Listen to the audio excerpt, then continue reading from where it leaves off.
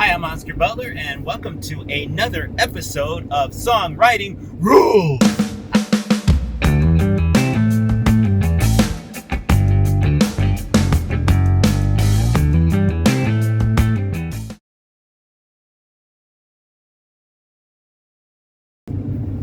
All right, I hope you don't mind, but I'm on my way to a gig, but I figured, well, I'll go ahead and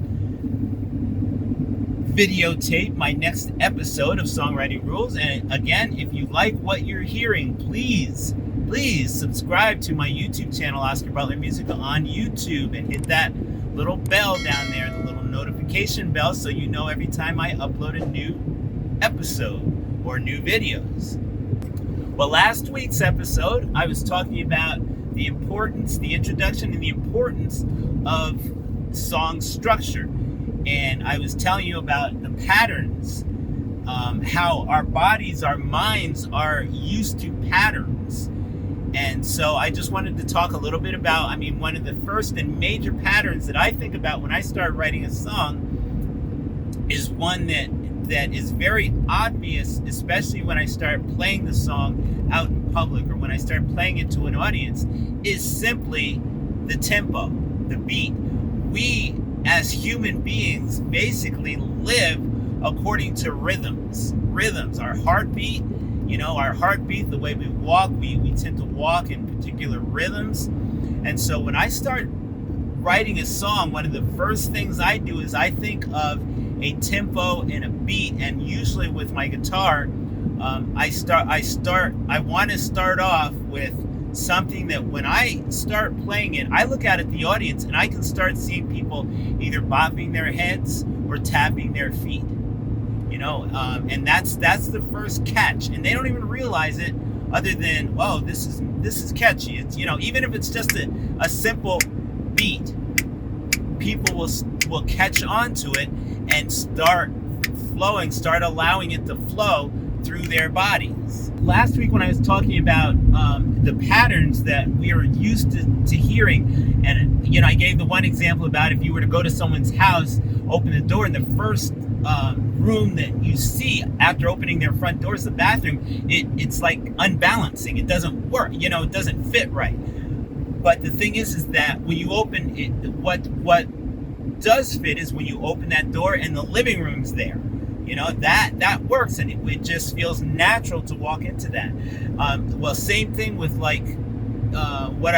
one other example I was thinking about was if you are walking down the neighborhood and you want to do yard work for someone, and you see someone who's got an overgrown lawn, when you walk up and knock on their door and start saying to them, well, I mow lawns, you've already got their attention. Because they know, they look, they see their lawn and it's like, yeah, it's overgrown. So you've already got their attention. Well, same thing with setting up patterns when it comes to music, is that when you start doing something that feels familiar to people, whether it's a slow beat, a slow tempo, or a quick tempo, depending on the type of music that you're writing, whether, if it's rock and roll and you've got a strong drum beat, a strong kick bass beat or something, they automatically feel at home, feel comfortable to get into it, to follow it. You've got their attention. And so one of the first things I try to get people to do is, number one, develop a strong sense of tempo. And when you start it in your song, stick with it, because it's interesting, because I've seen a lot of performers lose their tempo in the song. And now for me, because I'm a musician, I probably notice it more. A lot of people who aren't really that tuned into music, but just like the song, don't really notice it. But if someone gets off tempo, it really jumps out at me, because I'm someone who's very, very into keeping that tempo. When I start a song, that song ends at that same tempo, unless for some reason within the song I change it. But that's one thing you want people to stick with, is that when you start that tempo, when you get them tapping their foot, keep them tapping at that same tempo, because it's going to be natural. If it changes, then they got to readjust. And you don't want to do that to people. I say, don't do that to people. because it makes them uncomfortable. It throws them off because you've already got their attention with that tempo. Keep them there, and then it keeps them. It's easy for them to follow that. Then you move in with the rest of your bang of your song, whether with the lyrics and the melody, all of that fits right together. So that's for this week. That's the first thing I want to talk about, is just that first pattern that you try to catch people with is the tempo, the beat, the biorhythm, I guess you could say.